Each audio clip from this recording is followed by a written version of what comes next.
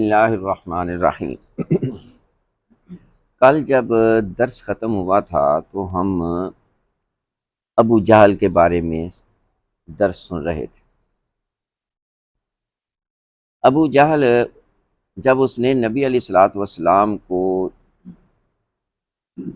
ان الفاظ سے پکارا کہ تبا لک یا محمد صلی اللہ علیہ وسلم، تیرا ہاتھ ٹوٹ جائے، کہ آپ نے اشارے سے کہا تھا قولوا لا الہ الا اللہ تفلحون، کہہ دو کہ اللہ کے سوا کوئی عبادت کے لائق نہیں تو کامیاب ہو جاؤ گے۔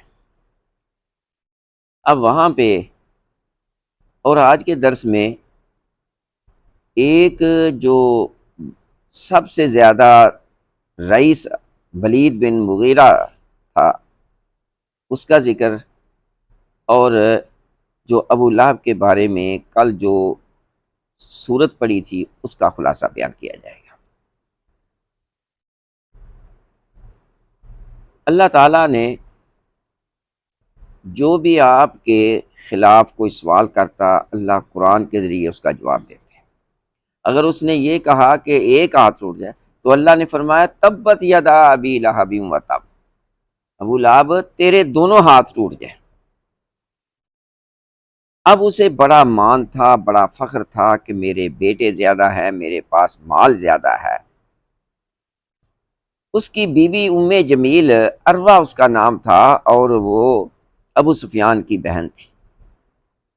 اس نے نبی علیہ الصلوۃ والسلام کی مخالفت بڑی تیز کر دی، راستے میں کانٹے بچھاتی، کوڑا کرکٹ جو تھا، گندگی جو ہوتی وہ کہتی کہ میں اوپر پھینکوں گی۔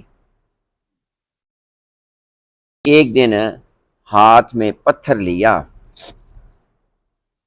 لیا اور کہنے لگی کہ میں آپ کو ماروں گی۔ اللہ تعالیٰ نے نبی علیہ الصلوۃ والسلام کو کے پاس جب دیکھا تو اس کے آنکھوں سے نبی علیہ الصلوۃ والسلام نظر ہی نہ آئے۔ وہ اس کو حمالۃ الحطب کہا، لکڑیاں اٹھانے والی۔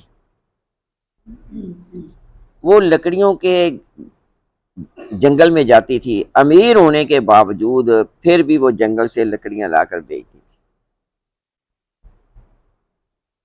اور اسے جو خامن تھا اس کو بڑا مان تھا مال اور اولاد پہ، اور اس کے دو بیٹے تھے عتبہ اور عتیبہ۔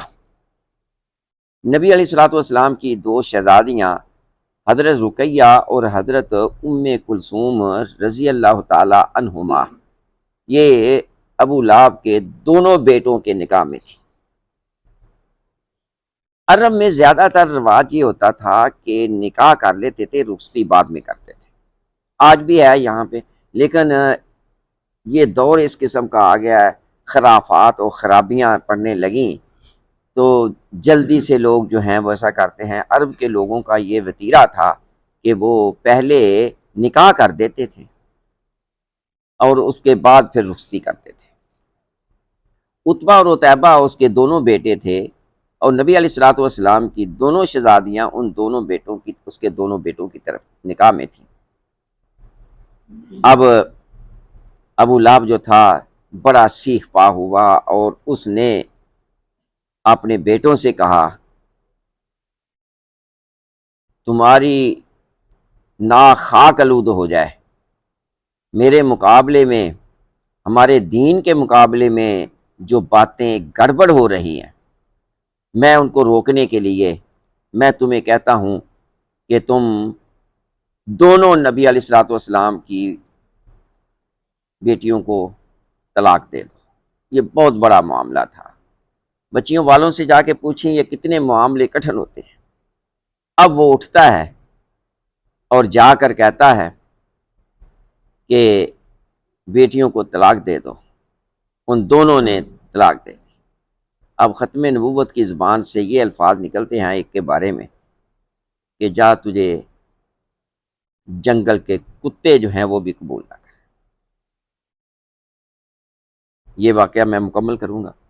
ان میں سے ایک جو تھا اس نے تو اسلام قبول کر لیا، دوسرا ہر وقت یہ کہتا رہتا تھا، اور ابو لہب بھی کہتا تھا کہ میرے بھتیجے نے جو کہہ دیا ہے نا وہ سچ کہہ دیا ہے۔ وہ ایک قافلہ گیا تھا، جہاں بھی جاتا تھا نا تو اپنے بیٹے کو درمیان میں سلاتا تھا۔ ایک دفعہ ایسا ہوا کہ چلے گئے، پڑاؤ ڈالا ہوا تھا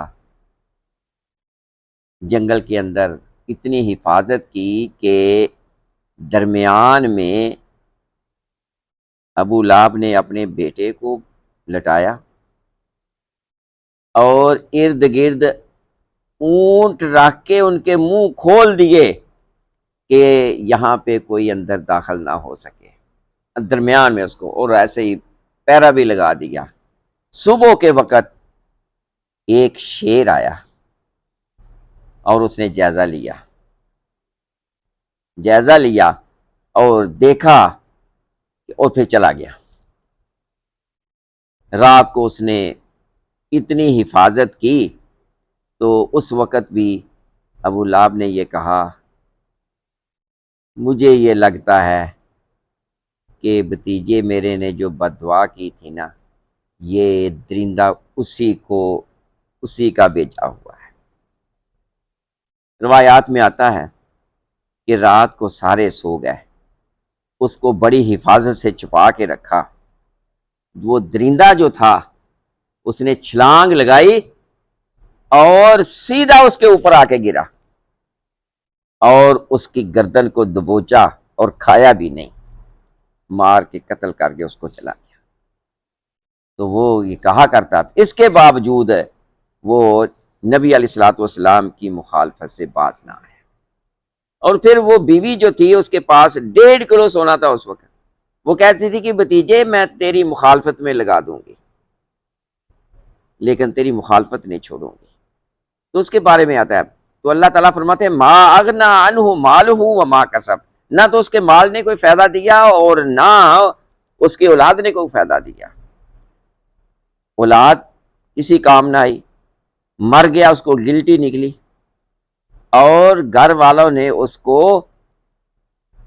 پتھریلی زمین پہ پھینک دیا، پھر اس ڈر سے کہ لوگ کیا کہیں گے کہ یہ قبیلے کا سردار تھا اور اس کی یہ حالت ہے، تو آخر حبشیوں کو پیسے دے کے لکڑیوں کے ساتھ کھینچ کے گڑھا بنایا گیا، قبر بھی اس کو نصیب نہ ہوئی اور اوپر پتھر ڈال دیے گئے، وہیں کے وہیں پہ وہ رہ گیا۔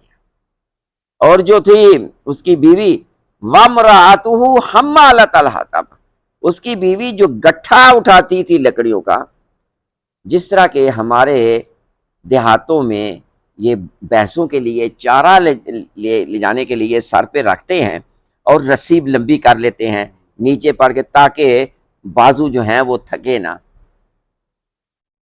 تو آرام کرنے لگی، لکڑیوں کا گٹھا پکڑا ہوا تھا۔ مسد کہتے ہیں مونج کی رسی، وہ بڑی مضبوط رسی ہوتی تھی، تو وہ آرام کرنے لگی تو وہ رسی جو تھی اس کے گلے میں پھنس گئی۔ تو رب کریم فرماتا ہے فی جیدہا حبل من مسد، وہ جو مونج کی رسی پکڑ کے لکڑیاں لاتی تھی نا اسی میں اس کی موت واقع ہوئی۔ اب کیا ہوا کہ مخالفت شروع ہو جاتی ہے نبی علیہ الصلوۃ والسلام کی، ادھر حج کا سیزن بھی آ جاتا ہے۔ تو آج میں ولید بن مغیرہ، یہ بہت بڑا شاعر تھا اور 1 کروڑ اشرفیاں اس کی سالانہ آمدن تھی اس وقت۔ قرآن مقدس میں اس کا ذکر آتا ہے وحیدہ، میں اکیلا ہوں، انا وحید وابن وحید، میں بھی اکیلا ہوں، میرا باپ بھی اکیلا تھا۔ طائف اور مکہ کے درمیان اس کی اتنی زمین تھی کہ بڑی جائیداد کا مالک تھا۔ تو یہی کہتا تھا نا کہ اگر اللہ نے نبی بنانا ہوتا، جو سفر اور طائف کے درمیان زیادہ ملکیت کا مالک ہے اسے اللہ تعالیٰ بناتا۔ پر وہ ولید بن مغیرہ کے پاس سارے گئے، میٹنگ ہوئی، میٹنگ کال کی، کیا کیا جائے، کیسے اس پہ قابو پایا جائے۔ تو انہوں نے کہا کہ آگے حج کا سیزن بھی آنے والا ہے، کیسے روکا جائے۔ انہوں نے کہا کہ ولید بن مغیرہ کو بلاتے ہیں، وہ شاعر بھی ہے، سردار بھی ہے۔ انہوں نے کہا باقی آپ تمہارا مشورہ ہو رہا ہے؟ وہ انہوں نے بتایا جی ہم مشورہ کر رہے ہیں کہ جب حاجی حج کے لیے آئیں گے تو یہ تو تعلیم پھیل جائے گی۔ تو اس نے کہا کیا تمہارا منصوبہ ہے، کیا تم نے کہا ہے؟ کہنے لگے چوہدری صاحب آپ ہی بتائیں، آپ بڑے ہیں، آپ بتائیں۔ انہوں نے کہا ہم نے یہ ارادہ کیا ہے کہ یہ جادوگر ہے۔ کہنے لگا وہ عقل کے اندھو، میں سب سے بڑا شاعر ہوں، شاعری کے نمونے مجھے آتے ہیں، اور شاعر جو ہیں وہ اپنی طرف سے لاتے ہیں ما ھذا بشرا ان ھذا الا ملک کریم۔ جس طرح کہ وہ حضرت یوسف علیہ الصلوۃ والسلام کو دیکھ کے انہوں نے ہاتھ کاٹے تھے نا، تو وہ کہنے لگی نی زلیخا یہ کوئی انسان نہیں ہے، یہ تو کوئی ایک مقرب فرشتہ ہی لگتا ہے۔ تو اس نے کہا کہ میں نے بڑے بڑے شاعروں کے کلام سنے ہیں لیکن یہ شاعرانہ کلام نہیں ہے۔ پھر انہوں نے کہا کہ ہم کہہ دیں گے کاہن ہے، ولا بقول کاہن، رب کریم فرماتے ہیں کہ وہ کاہن بھی نہیں ہے۔ جو انہوں نے منصوبہ بنایا تھا رب کریم نے قرآن پاک میں موتی پرو دیے، ولا بقول کاہن قلیلا ما تذکرون۔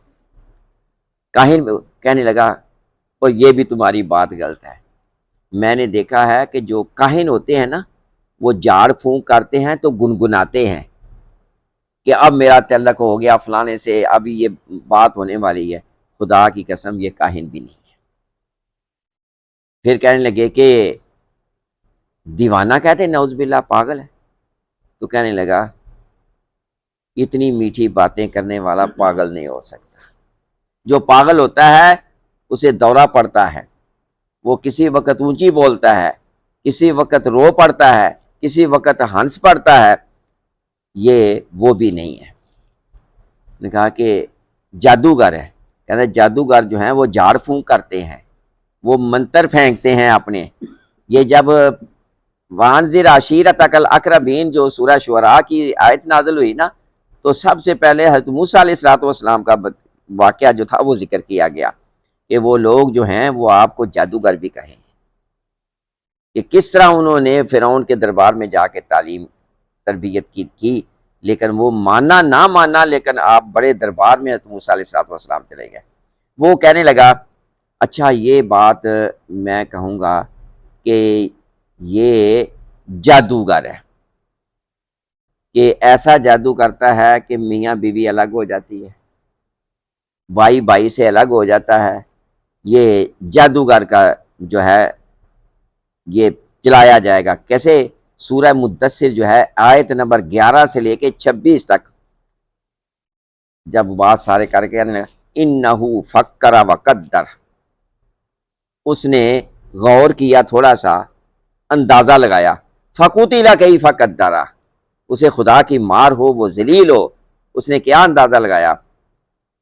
ثم، پھر اس نے یہی کہا، پھر آخر کہنے لگا یہ تو ایک کھلا ہوا جادوگر ہے۔